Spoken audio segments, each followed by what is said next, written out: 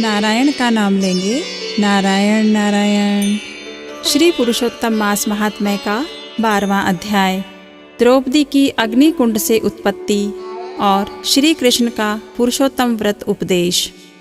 नारद जी बोले, जब भगवान शिव चले गए तब शोकग्रस्त उस बाला ने क्या किया? श्री नारायण बोले, इस प्रकार श्री कृष्ण से पांडुपुत्र युधिष्ठिर जी ने प्रश्न किया था। मैं तुमसे उसका संवाद कहता हूँ, सुनिए।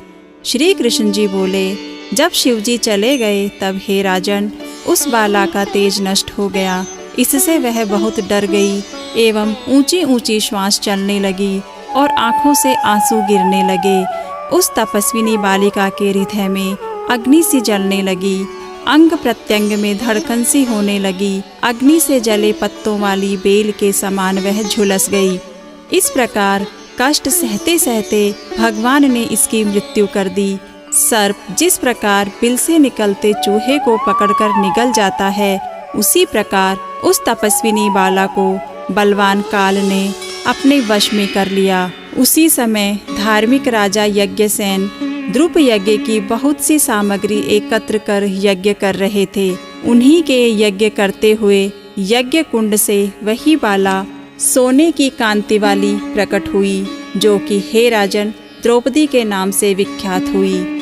जिस द्रुपद कन्या को मत्स्य भेद करके स्वयंवर में अनेक राजाओं कर्णादि को निस्तेज करके अर्जुन ने प्राप्त किया था।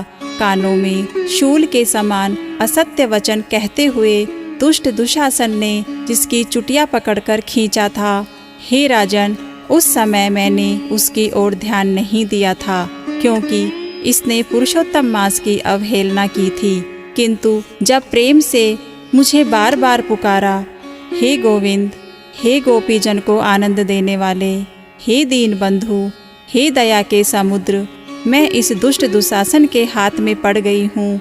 हे प्रभो, क्या आपको यह मालूम नहीं है? श्री कृष्ण बोले, इस प्रकार कष्ट में पड़कर द्रौपदी ने मेरी शरण ली। मैं चाहे उसे भूल चुका था, तब उसकी प्रार्थना सुनकर शीघ्र ही गरुड़ पर सवार होकर उस स्थान पर आया और उसे वस्त्रों से परिपूर्ण कर लज्जित होने से बचा लिया। इतना होने पर भी पुरुषोत्तम मास की अवहेलनावश में उसकी तरफ से उदासीन ही था, क्योंकि पुरुषोत्तम मास के विरोध को मैं गिरा देता हूँ। इसलिए अब आगामी पुरुषोत्तम मास की तुम सेवा करो। 14 वर्ष पूरा होने पर तुम्हारा कल्याण होगा। हे पांडुपुत्र, इस द्रौपदी के बाल जिन्होंने खींचे या देखे हैं, मैं उन दुष्टों की स्त्रियों को केशहीन करूँगा। तुम दुर्योधन आदि पापी राजाओं को यमपुर भेजकर शत्रुओं को दंड देकर स्वयं राजा होंगे। जो मेरे प्यारे भक्तों को दुख देते हैं, वह नित्य ही मुझे दुख देते हैं। मैं उस दुष्ट की ओर देखता भी नहीं हूँ, उसे यमराज दंड देते हैं। श्री नारायण बोले, श्री भगवान कृष्ण ने इस प्रकार द्रौपदी एवं पांडवों को समझाया और द्वारका जाने की इच्छा से कहने लगे, हे राजन, द्वारिकावासी मेरे विरह में व्याकुल हैं। मैं आज ही द्वारिका जा रहा हूँ। श्री नारायण बोले, इस प्रकार कहकर चलने को उद्यत देखकर गदगद हो पांडव बोले, हे जनार्दन, आप हमारे जीवन दाता हैं, आप हमारी रक्षा करें। हे जगतपते, हमें कहीं भुला न देना। हमारे चित्त रूपी भ्रमरों को अपने चरण कमल में स्थान दो। वही हमारा जीवन है, आप ही हमारे आश्रय हैं। पांडु पुत्रों के सामने भगवान श्री कृष्ण प्रेम में भरे हुए रथ में धीरे धीरे बैठ गए। पांडव कुछ दूर उनके पीछे चले, जिन्हें श्री कृष्ण ने कुछ दूर जाने पर लौटा दिया और आप द्वारिका चले गए। श्री नारायण बोले, श्री कृष्ण के द्वारिका चले जाने पर राजा युधिष्ठिर तपस्या करते हुए तीर्थों में विचरने लगे।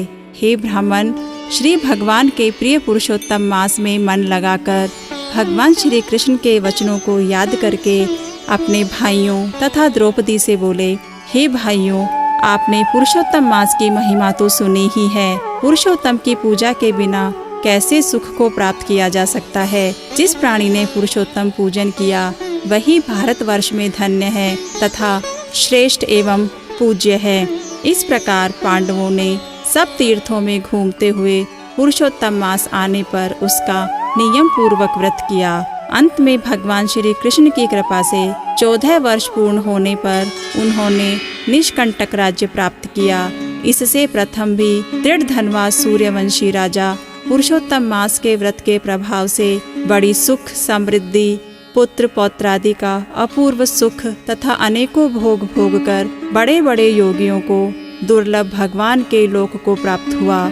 हे मुनि, इस मास का महात्म्य करोड़ों कल्प बीतने पर भी मुझ में कहने का सामर्थ्य नहीं है। श्री पुरुषोत्तम मास महात्म्य का 12वां अध्याय यहीं समाप्त होता है। सभी साथ में बोलेंगे नारायण नारायण।